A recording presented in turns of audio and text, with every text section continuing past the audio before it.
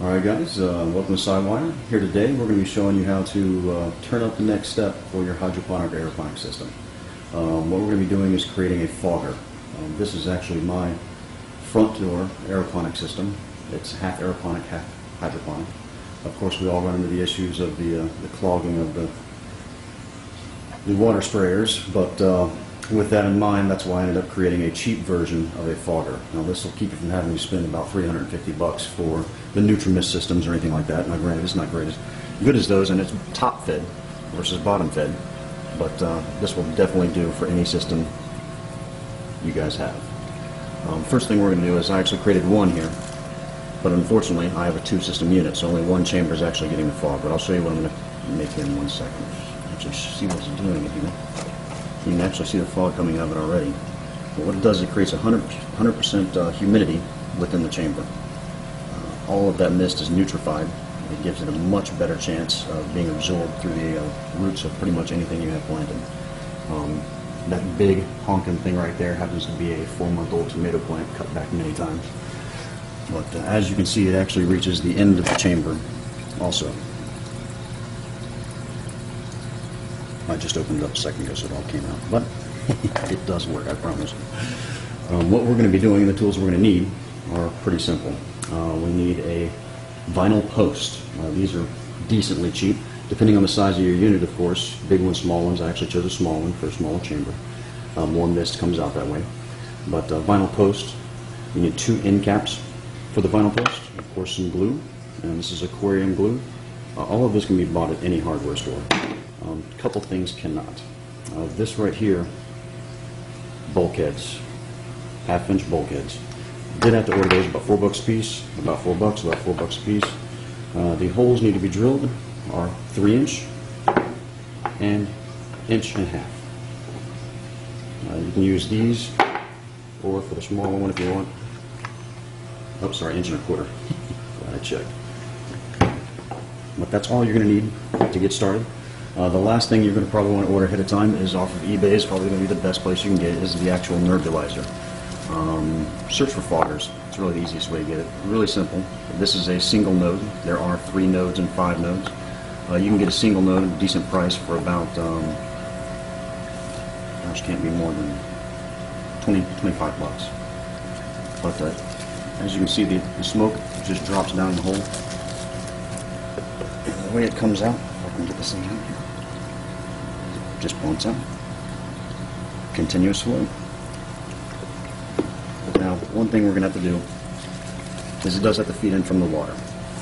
So one line just goes in there and drops water from the top. Constantly drops in to feed the nebulizer. Don't forget that. Otherwise you'll have no water in there. Alright, let's get started. First thing you want to do is make sure you get your measurements right. Otherwise when you set it up here, it's going to get imbalanced, it'll leak, it'll do all kinds of stuff you don't want it to. So what we're going to do is we're just going to check. We're actually going to measure from the outside of both of the chambers. Now we know these are 3-inch cups from my video before of how I actually made this thing here. So we're going to measure, it's exactly 10.5 inches from cup to cup. From outside of this cup to the outside of this cup.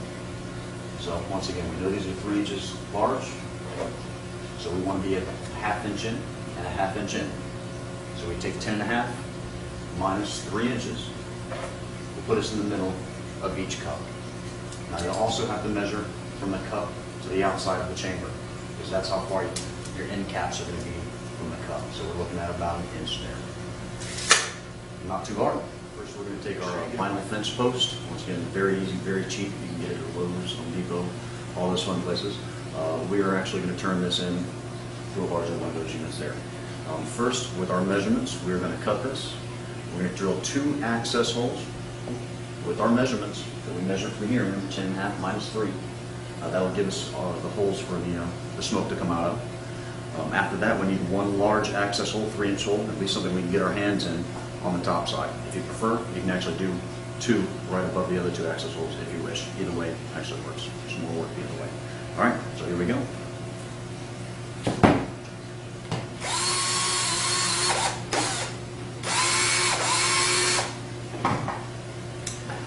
Alright, now that we've done that, we're going to move on to our final product here. This is the base structure. As you can see, we have our one large 3-inch access hole at the top. Doesn't really matter where that's placed. And then our two other ones, down the bottom. Now I've already placed one of the bulkheads in the hole. Now I chose to do mine upside down simply because of the height of my system, but it doesn't really matter. That's just where the smoke's coming out of. So what we'll do is we screw this in here. Make sure your seals are tight. And perfect. Once this is finished, you've got both of them on. Now, if you want, check it out. Make sure your measurements are there. If not, keep looking ahead. Next thing is the end caps. We need to get that aquarium glue, let it completely dry. It needs at least, depending on the humidity, 3 to 5 hours. Best to make sure it's completely dry. You're going to take your aquarium glue, you're going to coat the complete inside of your cap, right into there, all along the edges. Nice big thick piece. And once you get that in there, just slide this in, hold it there. If you can, put your hand in this side, and you can actually smear the glue around to make sure the seal's there. Don't have to worry about it too much, just don't hit it after it started drying.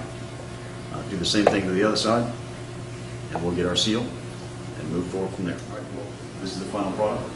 We have our large hole here, full water, stick your hand in, change the size. On the inside, we have our bulkheads.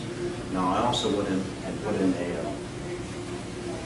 piece of PVC about that tall. It's about 1/2 of an inch inside each bulkhead to make it level enough to where the nerbulator won't overheat. Also, well, that's it basically. Oh, unless you have to do a little modification, which I tend to do. Once again, more PVP action, just to be able to direct the smoke properly down into the. We have to do is get a heartbeat. So we got it installed, put it in the position. Once again, the nebulizer, get it on eBay. Just search Fogger Mister. Drop it in. Don't forget to put in your water feed too. Very important. And that's that. Turn it on. Now, the way the nebulizer works is the warmer the water gets, the more mist comes out of it. But that's it for tonight. Thank you guys for looking. If you have any questions, please leave it in the comments. Don't forget to rate and check out SciWire.com for more.